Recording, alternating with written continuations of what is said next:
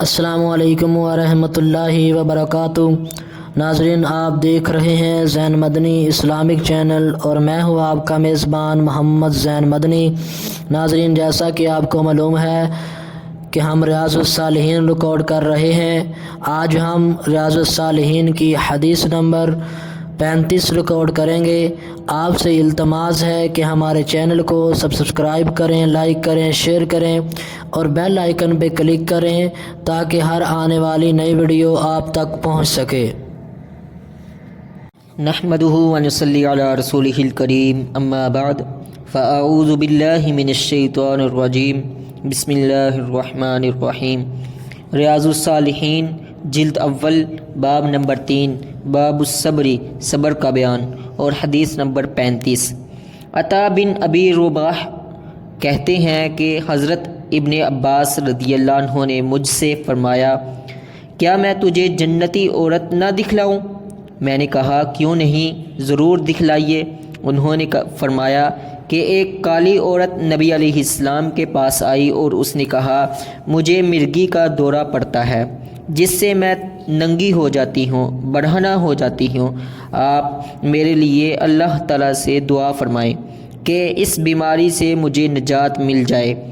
آپ علیہ السلام نے فرمایا، اگر تو چاہے تو اس تکلیف پر صبر کر، اس کے بدلے میں تیرے لیے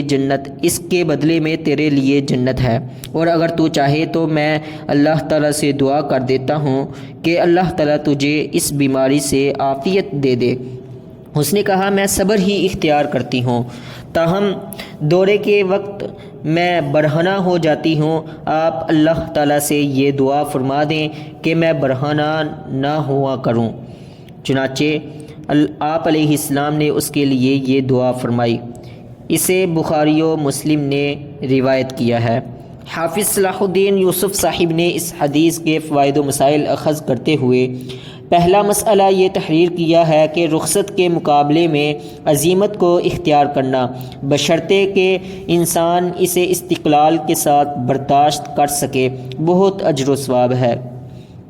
اسی طرح علاج معالجے کے ساتھ بارگاہ الہی میں دعا سے بھی اجتناب نہ کیا جائے، دونوں کی اپنی اپنی اہمیت و افادیت ہے۔ دوسرا مسئلہ یہ بیان کیا کہ بیماری اور آزمائش سے عافیت طلب کرنی چاہیے اور صحت کو غنیمت سمجھنا چاہیے، تاہم بیماری کی حالت میں صبر کیا جائے، واویلا اور ناشکری سے اجتناب کیا جائے، کیونکہ اس سے بیماری تو کم نہیں ہوتی، البتہ اللہ تعالیٰ ناراض ہوتا ہے۔ بیماری اگر طول پکڑ جائے تو اللہ تعالیٰ سے مایوس ہونے اور شکوہ کرنے کی بجائے تقدیر پر راضی رہنا چاہیے۔ تیسرا مسئلہ یہ بیان کیا کہ کسی سے دعا کروانا صبر کے خلاف نہیں ہے، تاہم دور حاضر میں مشکل کے وقت مزاروں اور قبروں پر جانا کسی صورت بھی جائز نہیں۔ چوتھا مسئلہ یہ تحریر کیا کہ خاتون کے عقیدے کا بھی علم ہوتا ہے کہ اس نے رسول صلی اللہ علیہ وسلم سے یہ نہیں کہا کہ مجھے درست کر دے، بلکہ یہ کہا کہ اللہ تعالیٰ سے دعا کریں مجھے درست کر دے، کیونکہ وہ جانتی تھی کہ صحت اللہ تعالیٰ ہی دے سکتا ہے، ہر قسم کے اختیارات اسی کے پاس ہیں، اس کے علاوہ کوئی مختار کل، مشکل کشا اور حاجت روا نہیں ہے۔